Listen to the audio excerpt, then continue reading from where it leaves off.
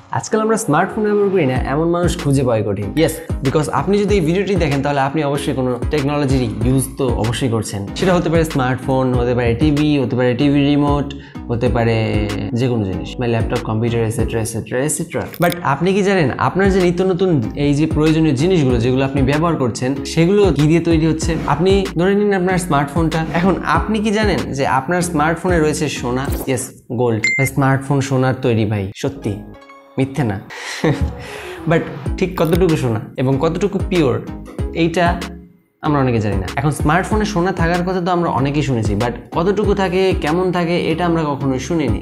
So আজকের ভিডিওতে এইগুলো বিষয় নিয়ে কথা বলবো যে এই সোনার যে ব্যাপারটা এটা আসলে সত্যি নাকি মিথ্যে, এবং থাকলেও সেটা কেমন, এবং কি জন্যই বা স্মার্টফোনে বা আদার্স যে ইলেকট্রনিক জিনিসগুলো আছে সেগুলোতে সোনা ব্যবহার করা হয়। সো বেশি দেরি না করে আজকের ভিডিওটি শুরু করা যাক। সবার আগে বলে নিই, আমাদের যে ইলেকট্রনিক্সের জিনিসগুলো আছে, যেমন স্মার্টফোন হোক, ল্যাপটপ হোক, ল্যাপটপের যে প্রসেসর সেটা, সো এগুলোতে আসলে সোনা কেন ব্যবহার করা হয়? ওকে, সোনা হচ্ছে বিদ্যুৎ পরিবহনের জন্য একটা বেস্ট মাধ্যম। হ্যাঁ, মানছি লোহাও, বাট লোহায় একটা প্রবলেম হয়, মরিচা পড়ে যায়, বা বিভিন্ন সময় দেখা যায় যে আমাদের যদি স্মার্টফোন ইউজ করা হয় সেক্ষেত্রে ভিতরে যদি ইন্টারনাল প্রবলেম হয় লোহায়, তাহলে কিন্তু দেখা যাচ্ছে যে অনেক ধরনের প্রবলেম আমরা ফেস করব ডেইলি। মানে 1-2 বছর গেলে পরে দেখা যাবে স্মার্টফোন ফেলে দিতে হবে, মরিচা পড়ে গেছে, কানেকশন ভালো পাচ্ছে না, ইত্যাদি ইত্যাদি। তো এই জন্য গুরুত্বপূর্ণ কিছু জিনিসে যেমন স্মার্টফোন, কম্পিউটারের প্রসেসর, র্যাম, হার্ডওয়্যারের বিভিন্ন অংশ সোনা দিয়ে, মানে সোনা দিয়ে তৈরি করা হয় না, অ্যাকচুয়ালি সোনা দিয়ে এর কানেকশনটা তৈরি করা হয়। ফর এক্সাম্পল আমরা র্যামের কথা বলতে পারি, দেন আমরা বলতে পারি সিমের যে স্লটগুলো আছে সেইগুলো, মানে সিম আমরা যেখানে ইনসার্ট করি আমাদের ফোনে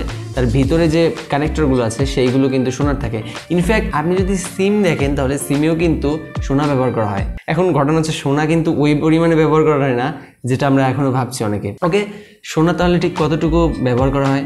দেখুন, সোনা খুবই অল্প পরিমাণে ব্যবহার করা হয়। জাস্ট দেয়ালে যেরকমভাবে আপনি রং করেন সেম একইভাবেই সেখানে হার্ডওয়্যারের কানেকশনগুলো বা অনেক ক্ষেত্রে এইভাবে সোনা ব্যবহার করা হয়। আমরা অনেক আগে যে প্রসেসরগুলো দেখতাম, অনেক আগের যে প্রসেসরগুলো, সেগুলোতে যে পিন থাকতো সেগুলো কিন্তু হতো সোনার, অর্থাৎ প্রসেসরের সাথে যে আমরা পিন দেখতে পাই পেছনে অনেক, এগুলো থাকতো সোনার। সেই সোনাগুলো হতো মেবি 18 ক্যারেট এরকম কিছু। যদি 22 ক্যারেটের হয় তাহলে আমরা বলতে পারি যে সেটা একটা পিওর গোল্ড। বাট আমাদের স্মার্টফোনে বা আদার্স যে জিনিসগুলো রয়েছে এখানে কিন্তু 22 ক্যারেটের গোল্ড ইউজ করা হয় না, আর হলেও সেখানে দেখা যায় যে 18 ক্যারেট বা এর নিচে, অবশ্যই এর নিচে হয়, বিকজ অফ এত সোনাও থাকবে না। না, আপনার যদি স্মার্টফোন নষ্ট হয় তাহলে আপনি কালেক্ট করতে পারবেন, তবে মনে রাখবেন সেখানে যে অ্যাসিডগুলো লাগবে, অর্থাৎ যে কেমিক্যালগুলো লাগবে সোনা গলিয়ে বের করতে আপনার হার্ডওয়্যার থেকে বা র্যাম থেকে, প্রসেসর থেকে, যেখান থেকে হোক, এমনকি টিভি রিমোটেও, অনেক টিভি রিমোটেও কিন্তু থাকে। তো সেখান থেকে যে কেমিক্যালগুলো আপনার প্রয়োজন হবে সোনা বের করার জন্য সেগুলোর দাম কিন্তু অনেক, তাই একটা মোবাইল দিয়ে আপনি অবশ্যই পারবেন না। আর এরকম বাংলাদেশে হয় কিনা আমি সঠিক জানি না, বাট বিদেশে অনেক কান্ট্রিতেই এরকম হয় যে অনেক ফোন কিনে বা অনেক ডিভাইস কিনে তারা হচ্ছে সেখান থেকে সোনা বের করে এবং সেটা বিক্রি করে। এখন ভাই বড় বড় কান্ট্রিতে ভাই মেশিন আছে তাদের, আরো আদার্স ওয়েতে বের করে, তো এক্ষেত্রে ইনকাম তো হয় তাদের। বাট আমরা এটুকু শিওর যে আমাদের স্মার্টফোনেও আপনি যে ব্যবহার করছেন সেটা বাটন হোক আর স্মার্টফোন, আপনার স্মার্টফোনে কিন্তু সোনা রয়েছে, সেটা হোক অল্প পরিমাণে। আজকের ভিডিওটার মেইন রিজন ছিল হচ্ছে সোনা আছে কিনা বা সোনা কেমন ভাবে থাকে এটাই আর কি বোঝানো। সো আশা করি বুঝতে পেরেছেন। তো আজকের ভিডিও এই পর্যন্ত। ভিডিওটি ভালো লাগলে অবশ্যই লাইক দিন, অ্যান্ড দেখা হচ্ছে নতুন ভিডিওতে, নেক্সট ভিডিওতে।